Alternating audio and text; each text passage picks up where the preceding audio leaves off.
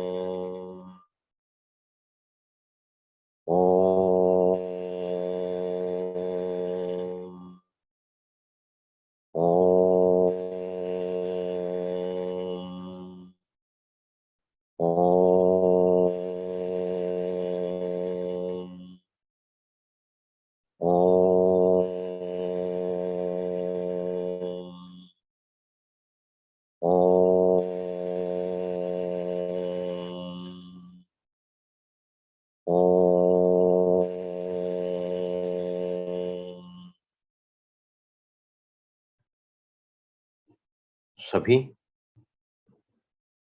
अब अपने ध्यान को प्रकृति के मध्य में ले आए और अपने सत्य स्वरूप में टिक जाएं। चमकती हुई बिंदु, टिमटिमाती हुई मणि, दिव्य सितारा। अब हम पांचों ही स्वरूपों का अभ्यास करेंगे।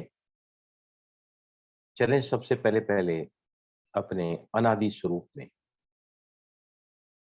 परम धाम, सुनहरे लाल रंग का प्रकाश, सामने है ऑलमाइटी अथॉरिटी शिव बाबा, और मैं उनके सानिध्य में, उनके समीपता में एक अपनी विशेष चमक के साथ में, पवित्रता की चमक।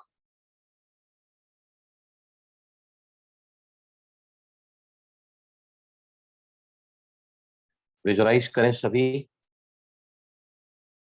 मूल वतन में, परमात्मा की शक्तिशाली किरणों के नीचे मैं आत्मा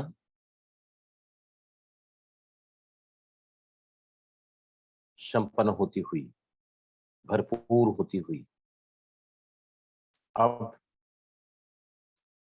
चले आए अनादिकाल से आदिकाल की तरफ, स्वर्ग में। वैकुंठवासी,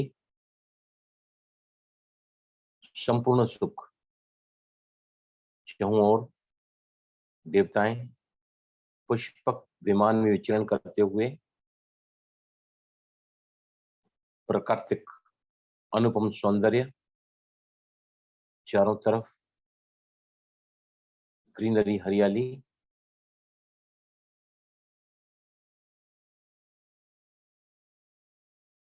अब आ जाए द्वापर में।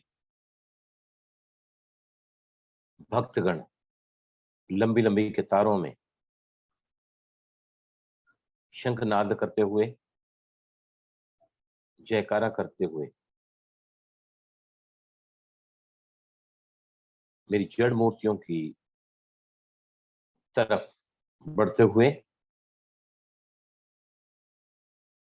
और मैं अपनी जड़ मूर्तियों द्वारा उन्हें वरदान देती हुई,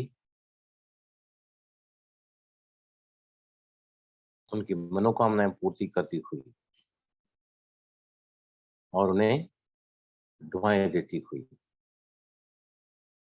बहुत ही सुंदर नमूने से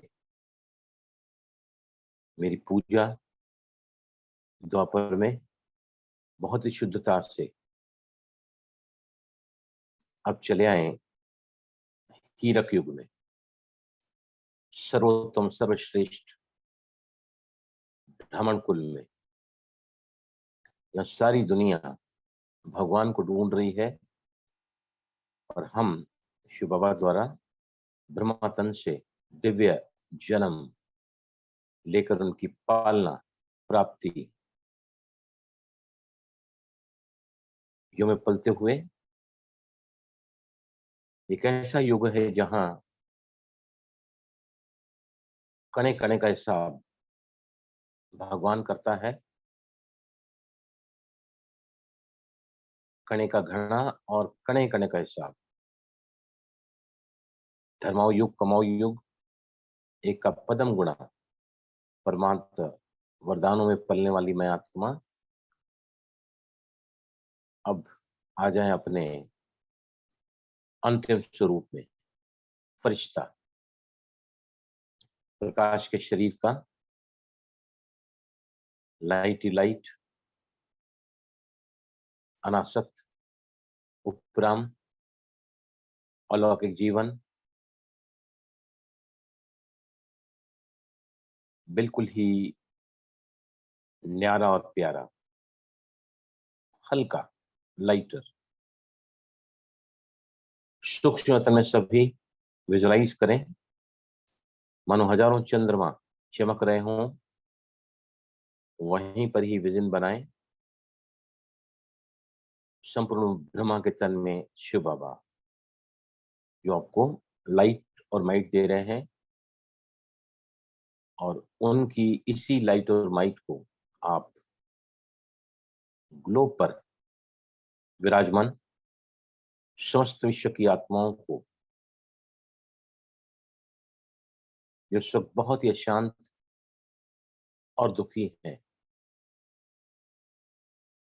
शांति की किरणें एक आंख से, सुख की किरणें दूसरी आंख से और भ्रुकुटी के मध्य से पवित्रता की किरणें आपके यहां से प्रवाहित होती हुई ऑलमाइटी के छत्र छाया में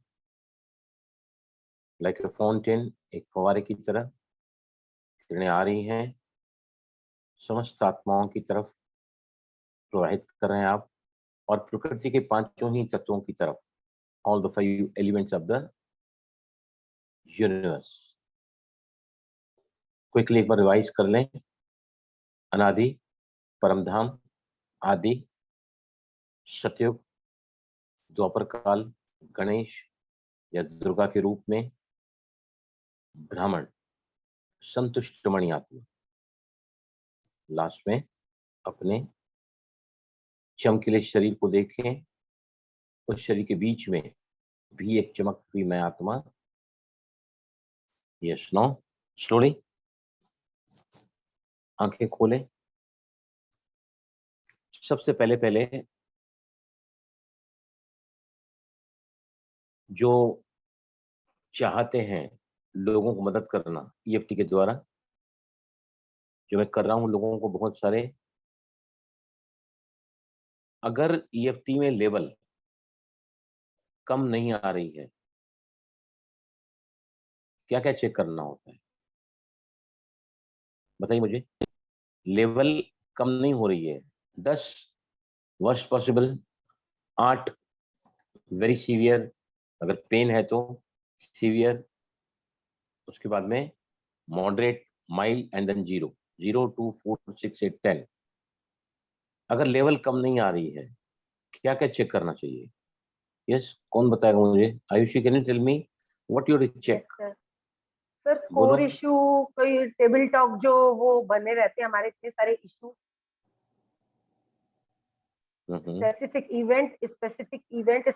इवेंट, वो जो आप जो करते हैं उसी में ही, मतलब जो कोर इशू तक हम जाएंगे, कब हुआ, कैसे हुआ, कहाँ नहीं, हुआ। वो कोर इशू जो है ना, वो तो क्या होता है, अगर प्रॉब्लम्स कॉम्प्लिकेटेड है तो वी तो कीप ऑन डिटेक्टिंग कि कहाँ से प्रॉब्लम उभर कर आ रहा है।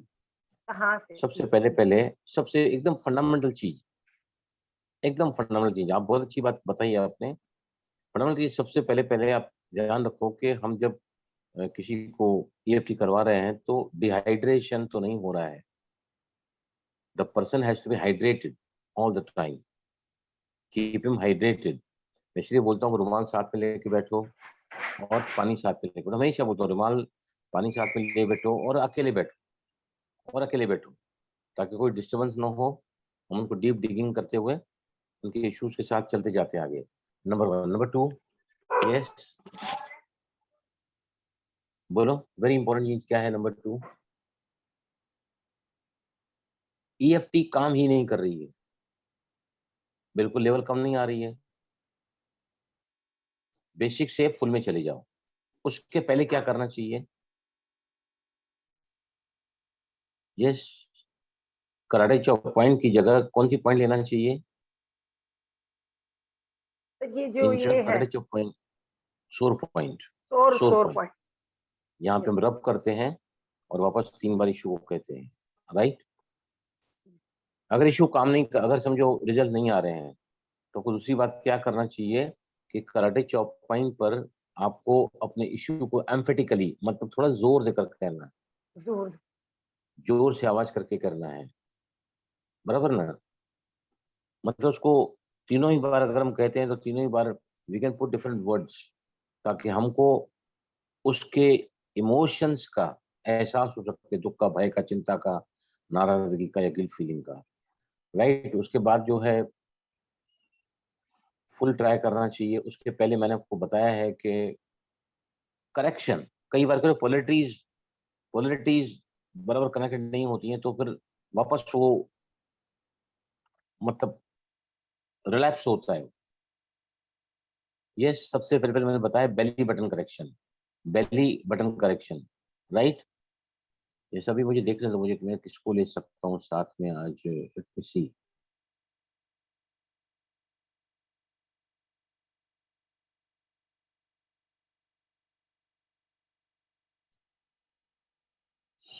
सृजन आप हैं वहाँ? सृजन,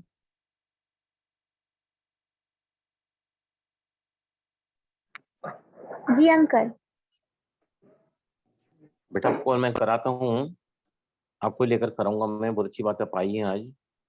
तो देखो सभी है ना, इनका मैं थोड़ा इशू लेके ही कराऊंगा आपको, राइट। और फिर मैं आपको सारे पॉलिटी करेक्शंस के कराऊंगा पहले, राइट। तो सभी इनके साथ मैं इनको कराऊंगा, सभी इनके साथ करेंगे। ओसीडी के पेशेंट्स को कई बार क्या होता है, बहुत सारे नेगेटिव थॉट्स आते हैं, बहुत सारे सुसाइडल थॉट्स आल्सो आते हैं, very very very very severe thoughts, suicidal thoughts, right. यहाँ से हम शुरुआत करेंगे, फिर मैं है ना इनको पूरे करेक्शंस पॉलिटी केस कराऊंगा, आप सभी को भी रिवीजन भी हो जाएगा। ओके चलो, यहाँ पे सभी आओ, कराटे चॉप पॉइंट पर करो, टैपिंग करो। सुरजीत आपको मेरे साथ बोलते जाना है, मैं ओसीडी की बीमारी से इस कदर बेहाल हो चुकी हूँ, मुझे जीने की कोई तमन्ना ही नहीं रह गई है। ऐसे विचार आते हैं कि बेटर है कि मैं मर जाऊं। इससे मुझे लगता है कि इट्स बेटर तो मर जाए। I should kill myself. I think I should kill myself. फिर भी मैं चुनती हूँ।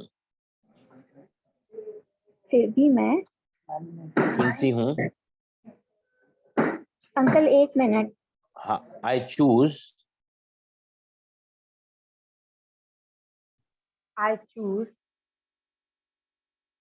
to fight for OCD. Fight for OCD. Right. अभी सेकंड में मैंने क्या बताया, एम्फेटिकली मतलब आपको इस पॉइंट को, अपने इशू को और भी ज्यादा जोर देकर कहना है। कैसे कर सकते हैं बताओ, कैन यू टेल मी? कोई बताओ मुझे, सृजन आप बोलो या फिर आयुषी आप बोलो, रेनू मल्होत्रा आप बता सकती हैं कैसे, how we can emphasise the issue on the karate chop point? Yes, ऐसे बोल सकते हैं, मैं अपनी इस आदत से इस कदर परेशान हो गई हूँ कि पास्ट तो अपना प्रेजेंट तो खराब कर ही रही हूँ, साथ ही साथ फ्यूचर भी खराब हो रहा है। Very right, we can say like this, न तो मेरा कोई वर्तमान है, मेरा कोई वर्तमान है, और न कोई भविष्य, और ना कोई भविष्य है। मेरा अतीत मुझे इस कदर मार डाला है, मैं एक पल भी जीना नहीं चाहती। मैं चुनती हूँ जिंदगी में ओसीडी से लड़ने को। राइट। अभी सर्जन आप बोलो, थर्ड टाइम बोलना है, थोड़ा एम्फेटिकली, थोड़ा जोर देकर कहो। Yes please, can you tell me? Hello uncle. हाँ बोलो बेटा, बोलो। यस अंकल, एक्चुअली अभी ना हम बाहर में, इसलिए अच्छा से डिस्टर्ब हो जा रहे हैं बीच में। ओके ठीक है, आपसे रहो इधर, I will continue on your behalf. Okay, अभी तीसरी बार कहेंगे। ये भी कह सकते हैं भाई जी, हाँ बोलो रेनू। मैं इस कदर ओसीडी से बेहाल हो चुकी हूँ कि सारा समय मेरा बर्बाद हो जाता है बाथरूम के अंदर ही, हाथ धोते धोते। यस, मैं अपने ओके, विल कंटिन्यू जी कंटिन्यू। जी चलो, तीसरी बार कहो, ओसीडी की बीमारी की वजह से ओसीडी की बीमारी की वजह से मेरे इतने सारे घंटे मेरे इतने सारे घंटे इस तरह इस तरह बेहूदेपन में, बेहूदेपन में, अनप्रोडक्टिव वे में अनप्रोडक्टिव वे में चले जाते हैं, जिसकी वजह से सिर्फ मैं ही नहीं, सिर्फ मैं ही नहीं, लेकिन मेरे घर वाले भी लेकिन मेरे घर वाले भी मेरी इन कंपल्शंस की वजह से मेरी इन कंपल्शन की वजह से बहुत ज्यादा परेशान रहते हैं। बहुत ज्यादा परेशान रहते हैं। उनकी परेशानी को देखकर, उनकी परेशानी को देखकर, अपनी परेशानी को देखकर अपनी परेशानी को देखकर मेरे मन में कई बार मेरे मन में कई बार बहुत गंदे विचार आते हैं, बहुत गंदे विचार आते हैं, जैसे कि मैं इस देह को ही त्याग दूं, जैसे कि मैं देह को ही त्याग दूं। लेकिन मैं चुनती हूँ ओसीडी से फाइट करके ओसीडी से फाइट करके अपनी जिंदगी को अपनी जिंदगी को सामान्य बनाना। सामान्य बनाना। राइट, अभी टॉप द हेड पे आओ, जी टॉप उठ जाओ, टॉप द हेड पे आओ। ओसीडी ने मुझे इस कदर ऐसे चक्रव्यूह में फंसा कर रखा है कि मैं भी इस चक्रव्यूह से बाहर ही नहीं आ पा रही हूँ। इस चक्रव्यूह से बाहर ही नहीं आ पा रही हूँ। इतनी बेहाल, इतनी बेहाल, बेबस, टूट चुकी हूँ मैं, बहुत ज्यादा असहाय महसूस कर रही हूँ। कंपल्शंस करो तो भी परेशानी है, तो भी परेशानी है, न करो तो भी एंजाइटी है, तो भी एंजाइटी है। मैं इस कदर फंस चुकी हूँ इस विशेष सर्कल में। मैं अब पूरी तरह से टूट चुकी हूँ, हिम्मत हार चुकी हूँ। दूर दूर तक आशा की कोई किरण, बदलाव का कोई मंजर मुझे नजर नहीं आ रहा है। यार, 9 लंबी गहरी सांस लेके मुझे सांस छोड़ो। हम सबसे पहले हम करने जा रहे हैं कि अगर रिजल्ट्स नहीं आ रहे हैं, मतलब साइकोलॉजी रिवर्सल है, पोलिट्री बराबर कनेक्टेड नहीं है, सबसे पहले हम चलेंगे बेली बटन करेक्शन की तरफ। सभी अपने पांचों उंगलियों को ऐसा पंच उंगलियों को मिला के नाभि के पास रखो और अपने फर्स्ट फिंगर से आपके नोज पॉइंट पर, नाभि के नोक के नीचे, यहाँ पर 16 बार रगड़ो। 1 2 3 4 5 6 7 8 9 10 11 12 13 14 15 16। अब चिन पॉइंट पे आओ। 1 2 3 4 5 6 7 8 9 10 11 12 13 14 16। Collar bone 1 2 3 4 5 6 7 8 9 10 11 12 13 14 15 16। टेल बोन, नुकली हड्डी पीछे जाओ। 1 2 3 4 5 6 7 8 9 10 11 12 13 14 15 16। Not change. अब आपकी जो 5 उंगलियां दूसरे हाथ की नाभि के ऊपर रखो और फिर वापस नोज पॉइंट पे आओ। 1 2 3 4 रब इट। 5 6 7 8 9 10 11 12 13 14 15 16 चिन पॉइंट पे। 1 2 3 4 5 6 7 8 9 10 11 12 13 14 15 16 collarbone। 1 2 3 4 5 6 7 8 9 10 11 12 13 14 15 16 tailbone। 1 2 3 4 5 6 7 8 9 10 11 12 13 14 15 16 रिलैक्स। आया रिकैप हो गया सभी को व्हाट इज कॉलर बोन जी ब्रीदिंग।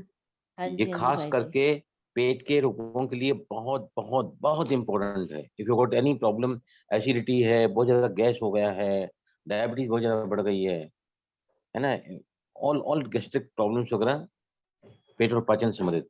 ओके, अब लेवल को मूवमेंट में देने के लिए we have to go for the collar bone breathing. Collar bone breathing कौन बताएगा मुझे what is collar bone breathing.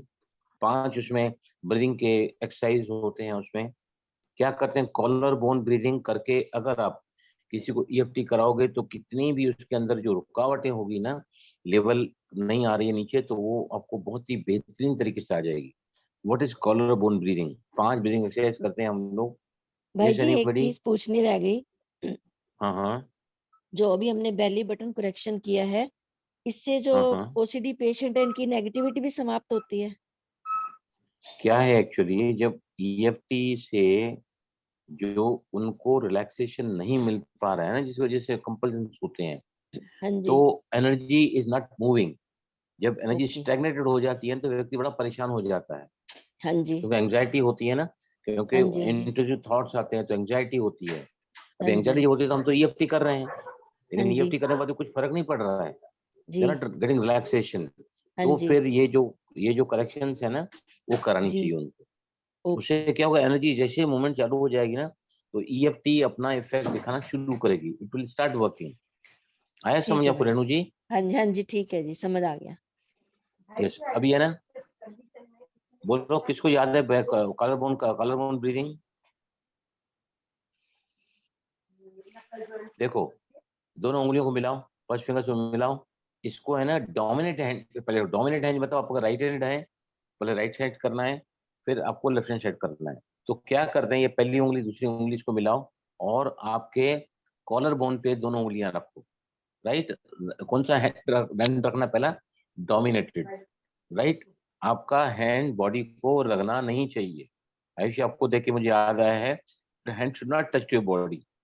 Okay, अब दूसरे हाथ की फर्स्ट फिंगर की फिंगर को मिलाओ और यहाँ पर आपका जो जो गेमट पॉइंट है ना, यहाँ पे लगा लगा टैपिंग करो।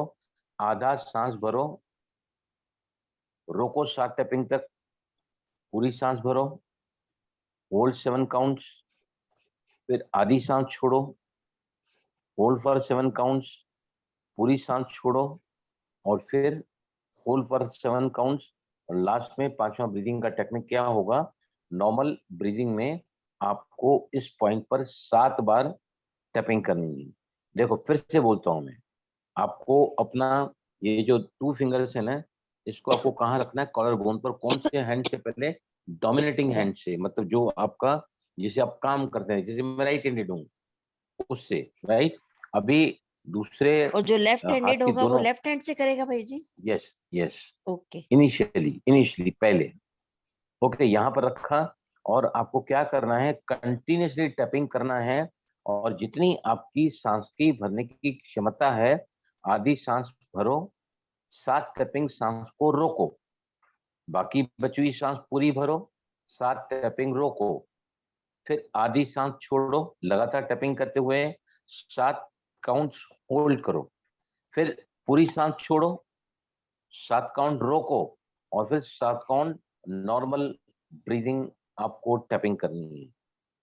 समझ में आया, कौन बताएगा मुझे, क्या बताया मैंने, 5 अलग अलग ब्रीदिंग के मैंने पैटर्न बताए हैं। Yes Ayushi, can you tell me, बोलो। जैसे हम लोग ले रहे हैं 4 तक काउंट किया हमने, हाफ सांस 4 काउंट किया, फिर 7 तक रोकना है, फिर 4 लिया, फिर 7 तक रोकना है, फिर normal breathing 7 second, normal breathing last में आता है, नॉर्मल ब्रीदिंग लास्ट में आएगा।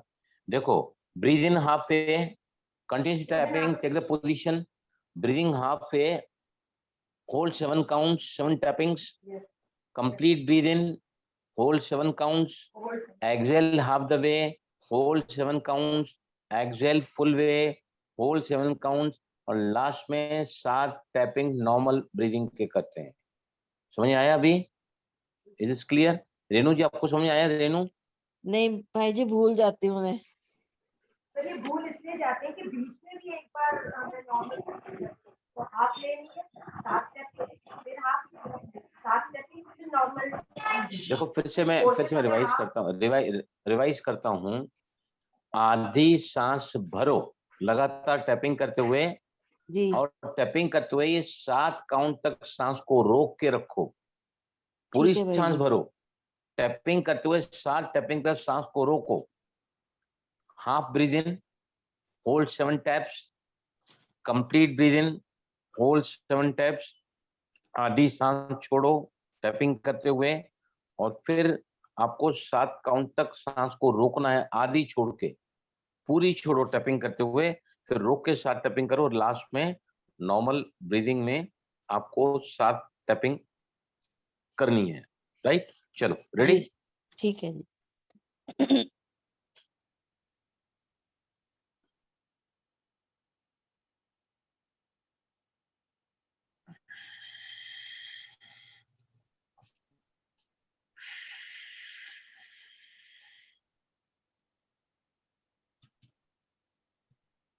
रिलैक्स।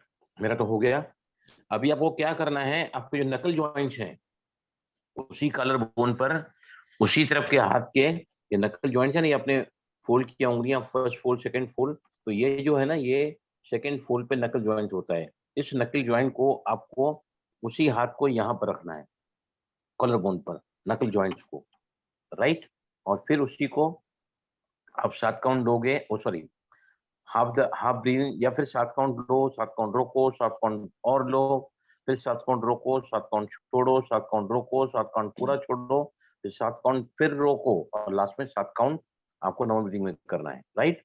नकल जॉइंट को यहाँ टच करो कॉलर बोन पे, एंड कंटिन्यू। स्टार्ट।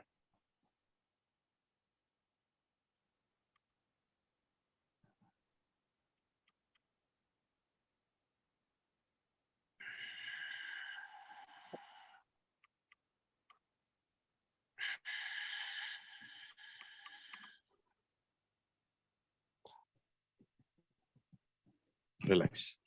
अभी इसको हम यहां से रिपीट करेंगे द सेम।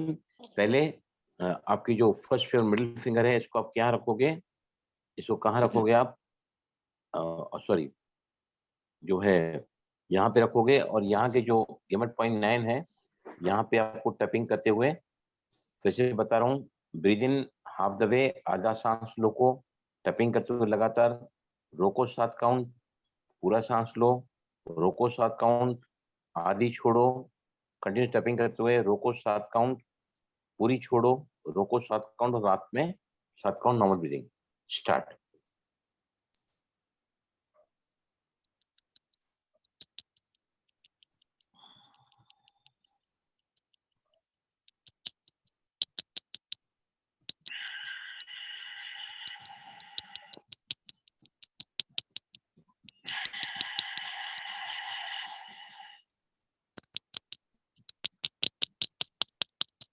यस, नाउ नकल जॉइंट को यहाँ पर टच करो, उसी हाथ के नकल जॉइंट, मतलब देखो, अपने मुट्ठी को बंद किया, ये आपके उंगलियों का फर्स्ट फोल्ड है, और ये आपके उंगलियों का जो है, ये पहला फोल्ड, ये सेकंड फोल्ड, और ये जो लास्ट में आता है नुकीली हड्डियां यहाँ पर, इसको आपको यहाँ रखना है, और गेमेट पॉइंट पर आपको फिर से टैपिंग करना है। स्टार्ट।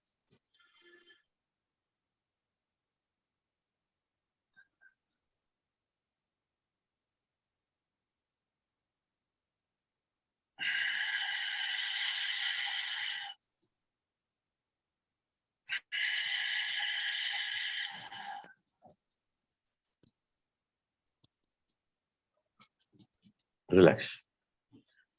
आया समझे? कॉलर बोन ब्रीदिंग दोनों साइड करना है। पहले कॉलर बोन पे रख के 2 उंगलियां geometric procedure करना, फिर बस अपनी सांसों पर ध्यान रखें। yes, tapping should be continuously performed। सिर्फ होल्डिंग में मैं तो सभी साथ किया, मैंने सभी में 7 लेना, 7 रुकना, 7 लेना, 7 रुकना, 7 छोड़ना, 7 रुकना, 7 छोड़ना, 7 रुकना, लास्ट में फिर 7 नंबर ज्यादा गिवन। इजी है ऐसे हाफ ले और हाफ करे तो इससे ज्यादा easy है। 7 रुकती, 7 ओके, कैपेसिटी किसकी, कैपेसिटी के ऊपर है, वो जो प्रोसीजर वैसी बताई जाती है। बाकी आपके अगर कैपेसिटी 7 काउंट है तो मैंने तो वैसे ही किया 7 काउंट तक। ओके, नाउ इसके बाद में जो है सोर पॉइंट पे मैंने बताया कि यहाँ पे रब करते हुए करते हैं प्रॉब्लम को जो हम करते हैं, राइट। दूसरी बात जो है ना, अचानक लेवल बढ़ जाती है। पहले लेवल 6 थी, ईएफटी कराई, लेवल 8 पे पहुंच गई है, मतलब बात उभर के आ गई है।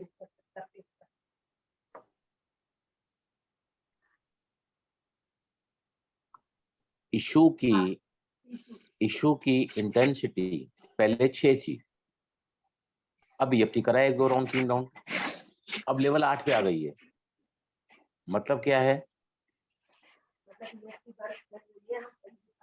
अभी शोर होगा सर, और है जो पॉपअप होके आ रहा है सर अभी शोर मतलब होगा। इशू के का कोई ऐसा एस्पेक्ट है जो उभर कर आ रहा है ऊपर। समझो मेरे बच्चे ने मेरी बेइज्जती की है बहुत ज्यादा, मैं इस बात को लेकर बहुत नाराज हूं, मैं ईएफटी कर रहा हूं, लेकिन मेरी लेवल 6 से 8 चली गई है। मतलब जो बच्चे का मेरा डिसरिस्पेक्ट करना है, ये इशू है।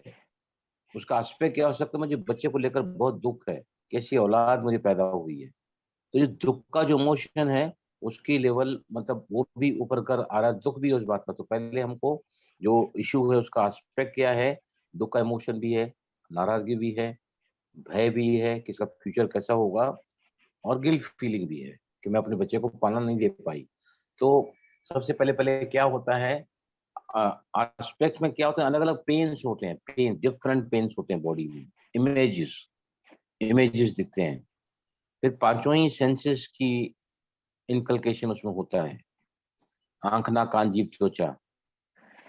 उसके बाद में जो होता है वो होता है इमोशंस उभर कर आते हैं, जैसे मैंने बताया अभी आपको, राइट। वो भी हमको ये करना पड़ता है। इसके बाद में बहुत ही इंपॉर्टेंट पॉइंट कौन सी होती है कि अब बहुत ग्लोबली जा रहे हैं। मुझे पिछले कई दिनों से रात को नींद नहीं आ रही है, अब ग्लोबली करते जा रहे हैं। मैं अमृत वेला उठ ही नहीं पाती हूँ, मुझे मुरली में कोई इंटरेस्ट नहीं आता है, राइट। ये ग्लोबल हो गया, ऊपर ऊपर से रिजल्ट्स नहीं आ रहे हैं। तो फिर क्या करना चाहिए, क्या करना चाहिए, ग्लोबल की जगह पे आप है ना थोड़ा थोड़ा ना उसको स्पेसिफिक में जाओ। स्पेसिफिक मतलब जब से मैंने रात को देर से सोना चालू किया है तब से मैं अमृत वेला नहीं कर पाती हूँ, क्योंकि आराम चाहिए शरीर को। 11 बजे सोऊंगी, मैं 12 बजे सोऊंगी तो 4 बजे तो अमृत वेला करना बड़ा डिफिकल्ट होगा। तो ये instead of going globally we are do specifically मतलब वी आर गिविंग रीजन कि मैं कहाँ मेरी गलती हो रही है, राइट। ये है। दूसरा है, एक की जगह ज्यादा चीजें हम ईएफटी में अप्लाई कर रहे हैं, राइट। फॉर एग्जाम्पल मुझे बहुत ज्यादा बॉडी पेन है, सपोज बहुत ज्यादा बॉडी पेन है, राइट, और मुझे बहुत ज्यादा चिंता भी लगी हुई है। दोनों को एक साथ अगर मैं ले रहा हूँ, बॉडी पेन और वरी, ये दो डिफरेंट इश्यूज हैं, दोनों को सेपरेट लेना पड़ेगा। समझ आया सभी को, we can not take more than one issue at a time.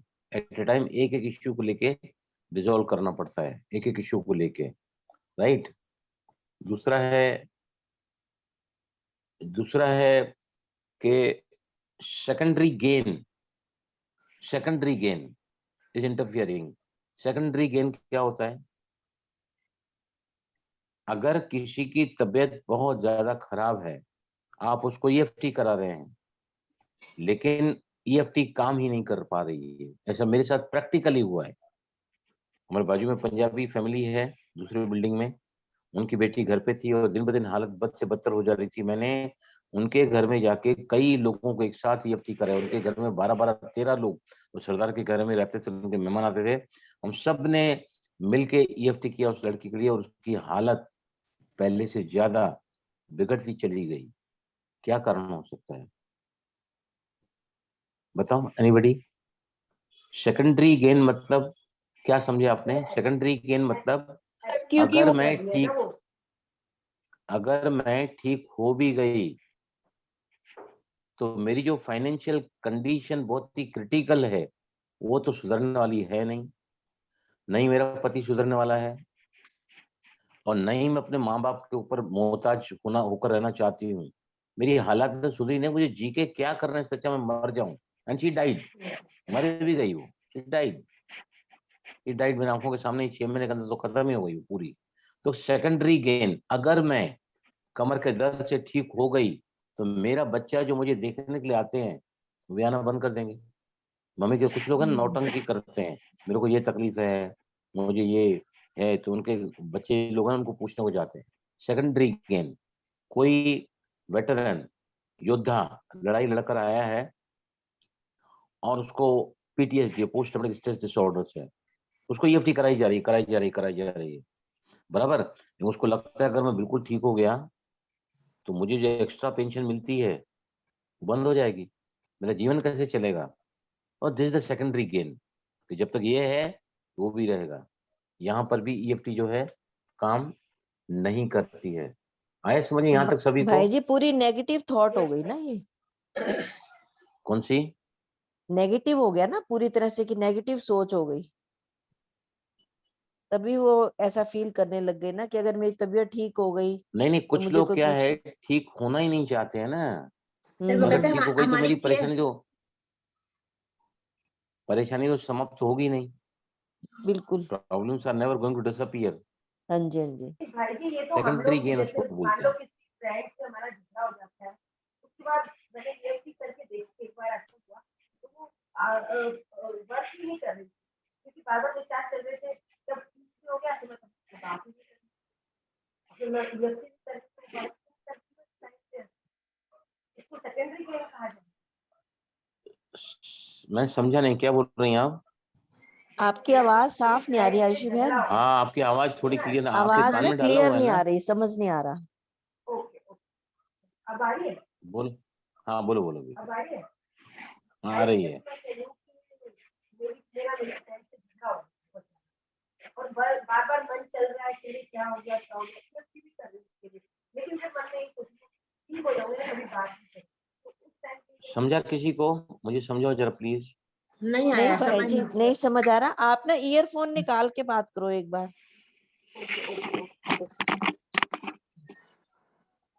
बोलो भी आयुषी, बोलो। अब आ रही है आवाज?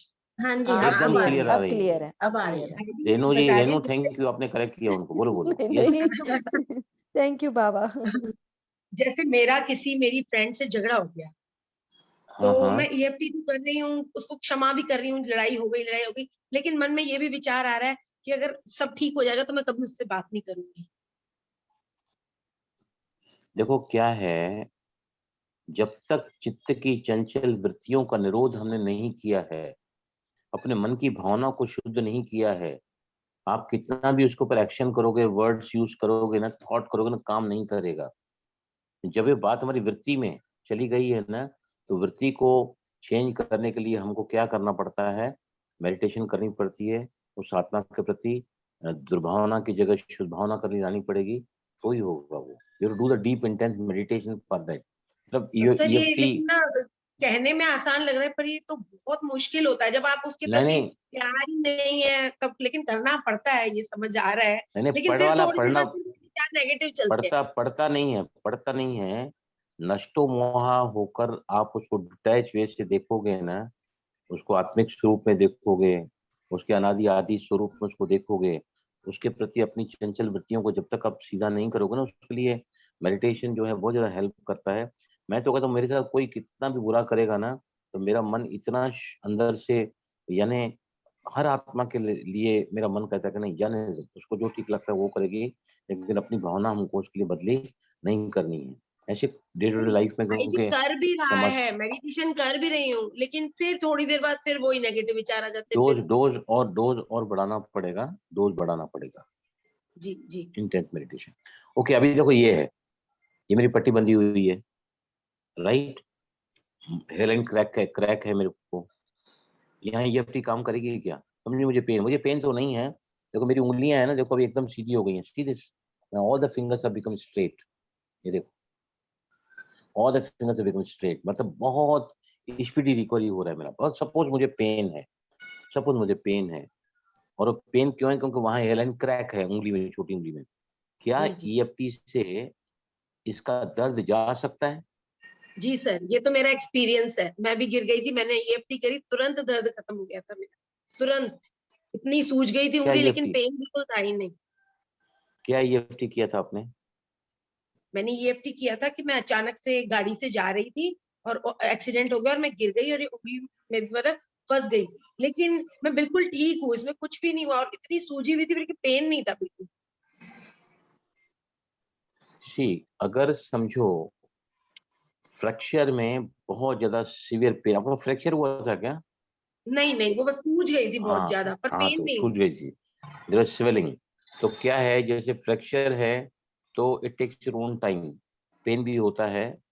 अगर हमारे एक्सीडेंट में हमारे इमोशंस इन्वॉल्व नहीं है, it is pure my physical problem, तो EFT काम नहीं करेगी। जी जी। मैं क्यों गिरा? क्यों? मुझे ही गिरना था, क्या बिगाड़ा मैंने किसका? मैं तो इतना भला करता हूँ लोगों का, फिर भी मेरे साथ ये हुआ। अरे मैं तो उस समय किसी की सेवा करने के लिए जा रहा था और तभी मैं गिर गया। ऐसी भावना मेरे अंदर जरा भी नहीं आई है, नेवर, बिल्कुल भी नहीं, क्योंकि उसके साथ कोई इमोशन नहीं इन्वॉल्व है कि ठीक है, कर्म का अकाउंट है, चुप हो रहा है, जान लो, गिर गया तो मेरी थोड़ी गलती थी, लेना टेक प्रॉपर केयर। फिर मैंने सोचा हो सकता है मेरे दोनों घुटने अगर प्रभावित हो जाते तो मैं शायद फैक्ट्री में नहीं जा पाता। आज मैं पूरा काम कर पा रहा हूँ और हर एक्टिविटी नॉर्मल रह रही है। तो दूसरी पॉइंट जो है ना, कि अगर प्योर दूसरा जो है ना, जैसे कानों में आवाज आती है, टेनिटस, ईयर की जो नर्व है ना डैमेज हो जाती है, जो बड़ी आवाजों में कान में लगातार सुनते रहते हैं ना कुछ भी, और नींद आ जाती है। तो जब ऐड चलती है ना तो आवाज बहुत ज्यादा हो जाती है, और ऐड अगर आप सुन रहे हैं उसको, मतलब फॉरवर्ड नहीं कर रहे हैं, तो फिर लंबी लंबी ऐड होती है, तो नींद आ रही है, लगातार चलते रहे के पीछे चल रहा है। तो ऐसे लोगों को टाइनिटस होता है, नर्व डैमेज हो जाती है कान की, और वहां भी EFT काम नहीं करता है टाइनिटस में, नहीं। ओके। नहीं काम करता है। उसके लिए प्राणायाम वगैरह हैं थोड़े बहुत, मेरा एक वीडियो बनाया हुआ है उसके ऊपर, pranayama can certainly help you out भाई इन जी दैट मुझे केस। भी राइट ईयर से थोड़ा कम सुनाई देता है, थोड़ा कम। नहीं, कम सुनाई देना अलग बात है, हाँ ये है जी। ना टेनिटस एक ऐसी बीमारी होती है जहां पर है ना विस्लिंग साउंड आता है कान के अंदर जी। कॉन्स्टेंटली, जैसे कोई सीटी बज रही है अंदर, वो अलग अच्छा अच्छा। बीमारी हो, सर ये सुनाई तो। मुझको है। हाँ, सर ये टिनाइटिस रिंगिंग इन द बेल्स मुझे फील होता है। आपको है? हाँ, तो उसका जो मैंने आपको ना वीडियो भेजूंगा, वो वीडियो मेरा बना हुआ है प्राणायाम का, और आप देखना।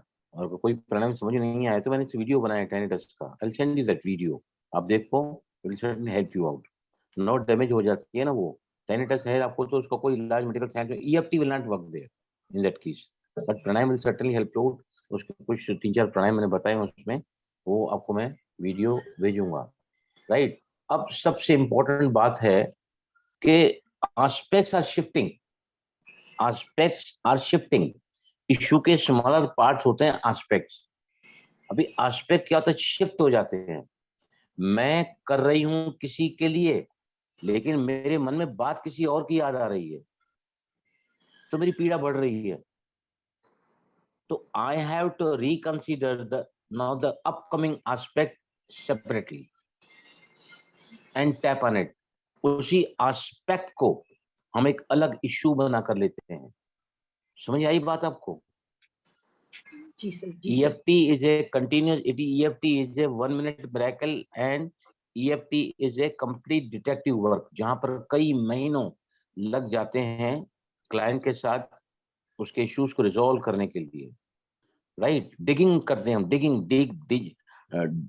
डिगिंग करते हैं उसमें कि कहाँ जाके प्रॉब्लम फंसा हुआ है, क्यों ऐसा हो रहा है, क्यों ऐसा हो रहा है।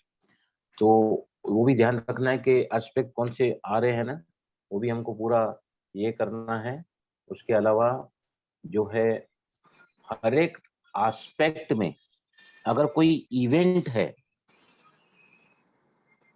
अगर एस्पेक्ट में कोई इवेंट है, मेरे पिता ने मुझे बहुत बार मारा, कई इवेंट्स आए, लेकिन उसमें स्पेसिफिक इवेंट ढूंढते हैं। स्पेसिफिक इवेंट मतलब जब उसने मुझे मारा ना, मैं बेहोश हो गया, तो that was the specific event. और स्पेसिफिक। जिसको फिर हम mind movie technique, tell technique या फिर TLS ट्रॉमा टेक्निक से हम 3 मिनट की मूवी बना के, टेल द स्टोरी बना के फिर उसको जो है हम डील करते हैं, राइट? अभी एक बात और मुझे बतानी है आपको। ट्रॉमेटिक मेमोरीज हो गई मेरी आंखों के सामने, मेरे बच्चे गए के सुनामी में चले गए, बह गए मेरे बच्चे, I could see them no more, right? ये बहुत बड़ा ट्रॉमा है, ये सदमा, राइट? लेकिन उस सदमे के बाद मेरे पति ने मुझसे बात करना बंद कर दी, क्योंकि घर में पूरा मातम का माहौल है और मुझे ब्लेम कर रहा था कि भाई तेरी वजह से ये सब हुआ है, तू बच्चों को ध्यान नहीं दिया वगैरह वगैरह, कुछ भी इश्यू रहा होगा। तो कुछ ऐसे ट्रॉमेटिक बातें जो डिसोसिएट हो गई, आप भूल गई हैं उनको और वो याद नहीं आ रही हैं, तो आपके इश्यू की लेवल 0 नहीं होगी। उस समय क्या करना होगा? Come on tell me, last point बता रहा हूँ, पूछ रहा हूँ आपसे, क्या करना चाहिए इस समय पर? सर उस समय मूवी माइंड टेक्निक चलानी पड़ेगी। उस समय क्या था, कैसे था, नहीं, क्या हुआ? वो तो उसकी रेमेडी है ना, आपको याद ही नहीं आ रहा है ना, आपको याद ही नहीं आ रहा है। मूवी टेक्निक वो तो उसके अलग अलग टूल्स हैं हमारे पास में, पर वो मेमोरी लॉस्ट हो गई है। ऐसे में EFT में गैरी क्रेग क्या कहते हैं कि उस ट्रॉमा के सीन को बहुत ज्यादा एग्जैगरेटेड फॉर्म में ले जाओ, ऊंची आवाजों में और everything in a very exaggerated form, और उसमें कुछ सीन को ऐसा देखो जो जो आपको रियल नहीं है, लेकिन आप उसमें उसको नौटंकी के रूप में देख रहे हैं। तो ऐसे करने से क्या है, जो मेमोरीज लॉस्ट है ना, वो वापस एसोसिएटेड हो जाती है इन एग्जैगरेटेड फॉर्म। मैंने जब से उनके साथ ऐसा किया है, मेरी सारी अच्छाइयों के बावजूद भी मुझे जब वो नहीं मिला है या मेरा काम नहीं बना है वहां पर, तो फिर इसमें फिक्टिशियस एग्जैगरेटेड सीन्स हम चलाते हैं। तो EFT क्या करता है, आपके उस जो इश्यू को जो डिसोसिएटेड हुआ है वो उभार कर जो है आपके सामने ले आता है। आया समझ में सभी को? Different points I have told you, ये थोड़ा क्योंकि कम आया, इसको ना कल थोड़ा सा और लीजिएगा, ये मुझे समझना है, कम आया। डिसोसिएटेड वाला ना, okay I take. Traumatic memories हैं ये, और आप है ना थोड़ा पेशेंट लेना चालू करो, मेरे पास लाइन लगी पड़ी है, मेरा टाइम रहता नहीं है। आप लोग इतने भाई जी, करते हैं, आप मैं तो पेशेंट लोग, देखो मैं काफी लोगों को ले द रही हूँ। मोर आई जो मैंने टेक, अभी आपको प्रॉब्लम बताई ना, वो किसी और की प्रॉब्लम थी। उन्होंने यही बताया मुझे, उनका किसी से झगड़ा हुआ है, कह रही बार बार करती हूँ मेडिटेशन और बार बार ये उसको माफ करती भी हूँ, और फिर मेरे माइंड में वही फिर आता है, नहीं बात करूंगी, फिर वापस वही से हो जाती हूँ। मतलब डिस्टर्ब हो गया उनका माइंड ना। इसका मतलब ये है कि वहां उनका अटैचमेंट है। अटैचमेंट जो है ना वो एक्चुअली आपको रुलाने वाला ही है। उसके लिए अच्छा। राजयोग मेडिटेशन इज द बेस्ट, जहां पर हम देह और देह के भान को ही विस्मृत कर देते हैं और उस आत्मा को उसके अनादि आदि रूप में देखना, आत्मिक स्वरूप में रहकर आत्मिक स्वरूप रूप में उसको देखना, इसका बार बार अभ्यास और रहम, करुणा, दया, क्षमा ऐसी भावनाओं को जब हम प्रकट करते हैं ना, क्योंकि आपने जिस दिन यहाँ चेंज किया ना तो वहां देखो, अभी आयुषी और मेरा समझो किसी बात पर बहुत ज्यादा झगड़ा हुआ है, राइट। अब बार मैं सोचता हूँ ये आयुषी मेरे दिमाग में घुसी हुई है, मैंने कितना अच्छा किया इनके साथ में, तो मेरे साथ बिल्कुल अच्छा नहीं कर रही है। पर मैं जब यहाँ से चेंज करूंगा ना, आयुषी बहन के बारे में मेरे मन में जरा भी नेगेटिव संकल्प अगर मैं आने से रोक दूंगा ना, अपनी भावनाओं को शुद्ध कर दूंगा, तो यहाँ की बात शनि बहन ने एक बार बोला था कि 4000 किलोमीटर के डिस्टेंस पर एक आदमी को दूसरे आदमी के प्रति विचार कराए गए थे और उसके दिमाग में है ना जैसे मैं दादी जानकी को लगाए गए थे ना, जब उनके साथ में वेरी कूलर के साथ में अपॉइंटमेंट था, तो जो विचार एक व्यक्ति यहाँ कर रहा था ना, वही विचार दूसरे के मन में, मतलब वो जो ब्रेन के जो पैटर्न्स है ना वेव्स के, वो सेम पैटर्न्स आ रहे थे। इसका मतलब ये है कि अगर हम किसी के लिए अच्छा सोचते हैं तो सामने वाले के मन में भी ऐसे ही विचार आते हैं। अगर हम बुरा सोचते हैं तो सामने के मन में बुरा आने चालू हो जाती हैं। चेंज अगर कहीं करना है तो change comes from the by the change in the self. Outer world जो है वो रिफ्लेक्शन है इनर वर्ल्ड का। आपकी अगर अंतर्मन की भावनाएं ठीक नहीं है, देखो मैं आपको बता रहा हूँ, मैं भी लोग जो बिल्कुल भी अपने आप को बहुत ज्यादा स्वार्थी लोग दुनिया में बहुत ज्यादा अहंकारी लोग हैं, दूरियां तो बना के मैं भी रखता हूँ। I keep I keep even with my very close relationship. तुमको मेरी परवाह नहीं है तो मुझे भी परवाह नहीं है, मुझे भी परवाह नहीं है। ये रियल प्रैक्टिकल लाइफ में कैसे चल रहा है मेरा, मुझे ये परवाह नहीं। तू मुझे नहीं पूछेगा, मैं भी तेरे को नहीं पूछूंगा, खत्म। You are happy there, I am happy here, खत्म हो गई बात। तुझे जब इस बात को नहीं समझ में आ रहा है कि what reality is, what ethic is, what value is, what the जो नैतिकता है, अगर आप नहीं समझ पा रहे हैं तो मैं अनैतिकता तो नहीं करूंगा, लेकिन थोड़ा अपने आप को वहां से हटा के रखूंगा। ऐसा मैंने बड़ी बड़ी बहनों को आंसर दे दी, बस आपने मेरे क्वेश्चन का आंसर दे दिया। उनको मैं यही चीज समझा के थक गई। Thank you sir. मतलब कोई अपना भरोसे का व्यक्ति ऐसा करता है ना, तो उनके माइंड से ये बात नहीं निकल पा रही है कि मैंने इतनी अपनी दिल की बातें शेयर करी, सेम वही चीज बताई आपने। मेरे साथ तो है ना, यहाँ बताने लायक नहीं है, ऐसी बात हुई है, इतने क्लोज रिलेशनशिप में। सर जी मुझे ये कुछ कहना है। बोलो आपने कहा ना कि आप दूरी बना